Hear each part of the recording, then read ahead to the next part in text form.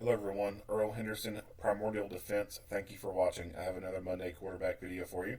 I'm going to play the entirety of this video without any interruption, and then I'll go back and talk about things that I think that were done right and or done wrong. Without further ado, here we go.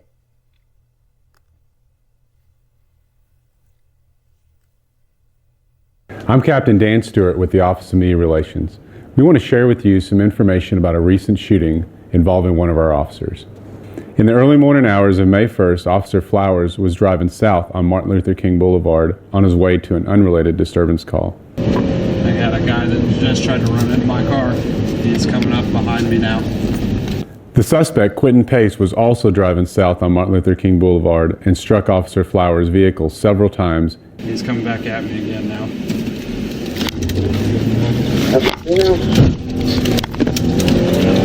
Yeah, he just hit my car. Second off, northbound out again. Looks like it's going to flip around again. Both vehicles were disabled at Northeast 52nd Street.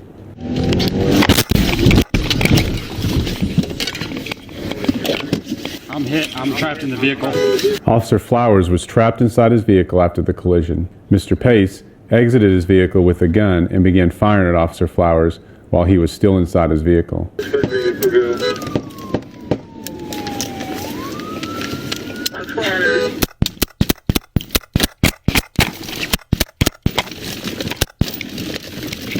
Officer Flowers fired his rifle through the patrol car's windshield and driver's side window, striking Mr. Pace and stopping his actions. Shortly thereafter, a responding officer was able to place Mr. Pace in custody. Yeah, I got some minor cuts, but I think I'm okay. Officer Flowers was taken to a local hospital to be treated for minor injuries he sustained during the collision. Mr. Pace was also transported to a local hospital where he received treatment for non-life-threatening injuries. Mr. Pace was booked into the Oklahoma County Detention Center. This investigation is in the early stages and will take time to complete. All right, let's get into it. So this this is some Grand Theft Auto kind of shit right here.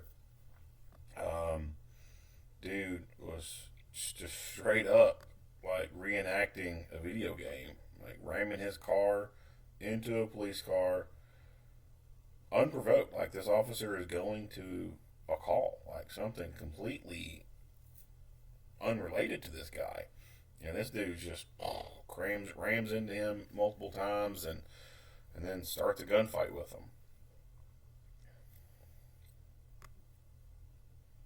At Northeast 52nd Street.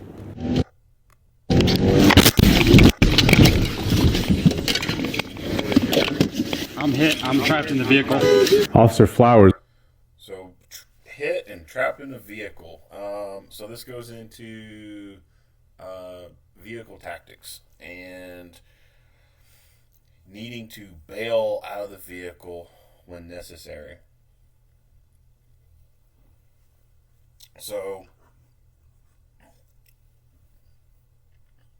if your door is pinned and you're unable to get it open, you can go out the window. You can also go out your passenger window. Now, with that being said, inside these vehicles for police and or security, that can be a little difficult, especially when you have a large console rack in the middle, or a computer inside the vehicle that can get in the way. That can kind of hinder your movements in getting out of your vehicle. It can be done, but it's going to be a little bit different. And training for that is also going to be a little bit difficult because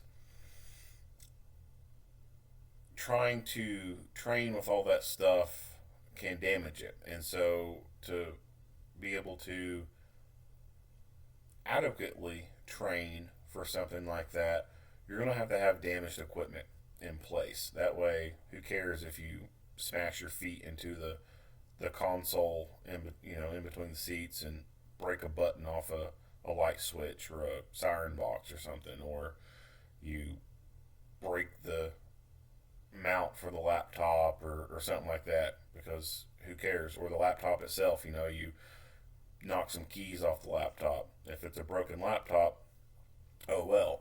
So I would, instead of turning things in once they break, especially like a tough book or something like that, I would keep it. And you can put a couple blue strips of paint across the top of it to denote it as a training unit only, and be able to utilize that for training drills. Vehicles that are no longer serviceable, no longer needed for the road. Obviously, some municipalities want to sell those on auction, kind of recoup some money, whatever. I think it would be in agencies and companies' best interest to retain those vehicles for, or not all of them, but at least retain one or two vehicles for training purposes. That way, you can kind of beat the shit out of that car, and it doesn't matter because it's a junk car, or even if it's not, legally a junk car, it's still kind of a crap car that no one cares about because it's not going to be put in use anymore. But anyway, bailing out of the vehicle. So bailing out of the vehicle is something that you need to train for in vehicle tactics. If you've never crawled through a car window before trying to get out of the vehicle, it's unique. Yeah, I mean, I can't explain it any other way. It's you have to try it to know what I'm talking about. Everyone else is so used to opening the car door and stepping out of the vehicle, but the moment you have to go head first out of a window of a car and go head first out and have your hands hit the ground first and roll out, I mean, sure, you could figure it out your first time around, but it would be better if you figure that stuff out on the training field versus your first time doing it is in real life when bad shit's happening. He got his rifle out pretty quick, and let me get some image, that way we're not staring at a black screen here.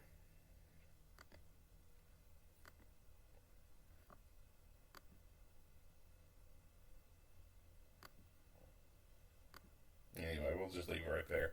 So he gets his rifle out. So that's a pro to having a rifle mount up in the cab of the vehicle. You can access it when you're seated inside the vehicle and be able to get it into play a lot easier than if you had something like a trunk mount or just kept it in the trunk or back cargo space, whatever. So he got the rifle out and into the fight. And I like that. I liked that he got the rifle out. He knows that this is a fight. It's a gunfight now. Even before the guy even got out and started shooting, I think this guy was getting his rifle out and prepared. He knows that this is a fight for your life. And so he got his rifle out. And I like that. If you know you're going to a fight, bring a rifle. And then bring your friends with rifles. So he gets his rifle out. And this guy comes over and he's popping rounds at him, and he returns fire. Now, in one of the few cases where people get hit with rifle fire and then survive, it happens here. So this guy does survive after being shot with rifle.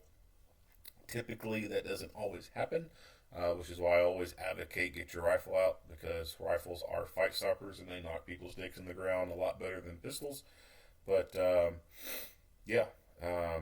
I think that most likely what stopped this fight from going any further than what it did was the use of a rifle. I think if this officer would have went to his pistol first, this guy may have continued and got closer to him than what he did. But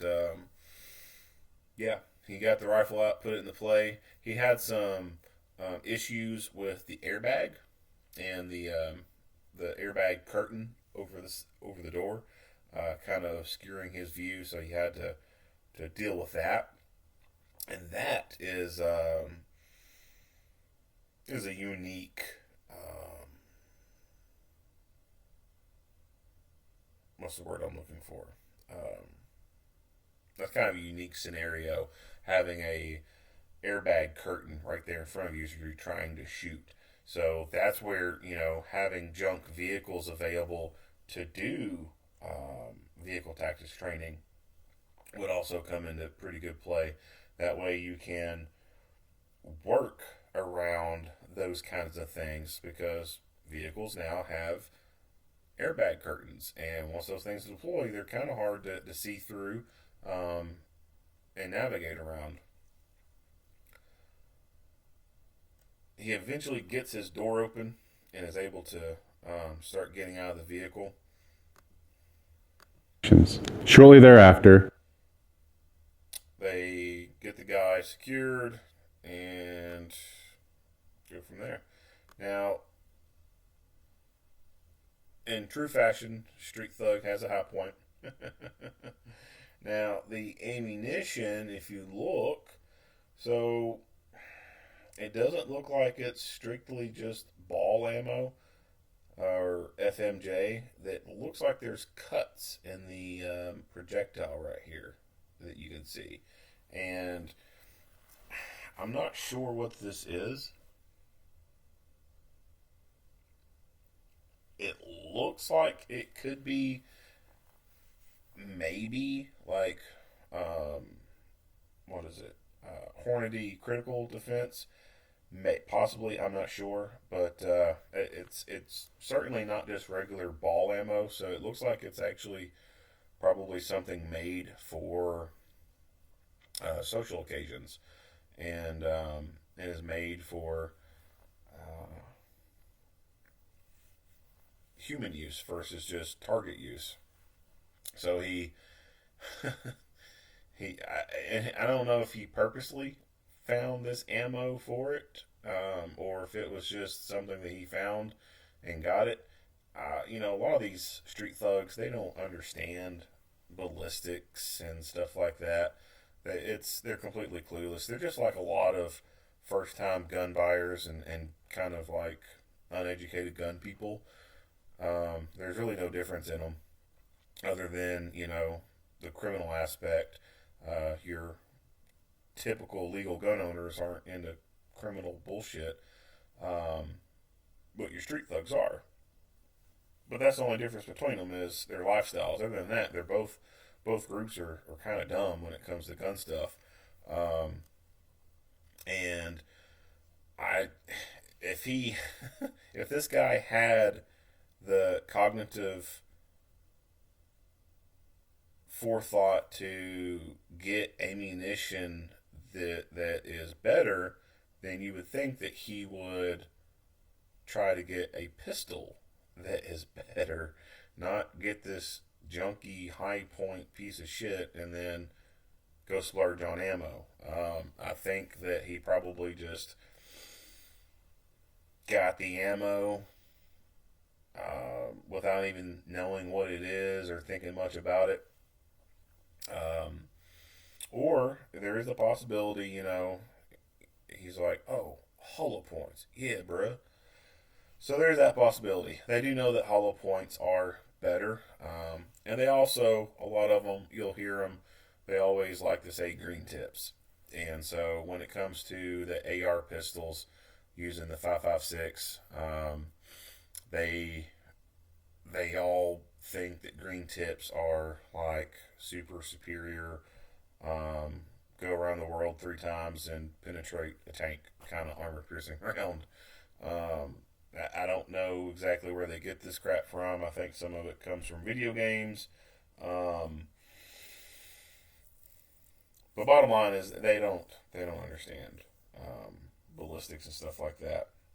They're very similar to first time gun owners, and they just don't know what they're talking about.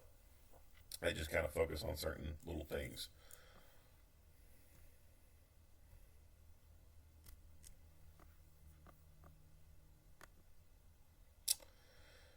And of course, looks a little crazy. I don't know what his story is and why he decided to play bumper cars with a police car and then get out and try to shoot an officer. Maybe this guy had a death wish, or maybe he was really, really wanting to live his life like Grand Theft Auto. I don't know. I don't know what his story is, but it's certainly an interesting story. That's for sure. Um, and then this one, let's see here, where to go. So I thought this was an interesting photo. Bullet hole right here in the middle of the O on the side of the car.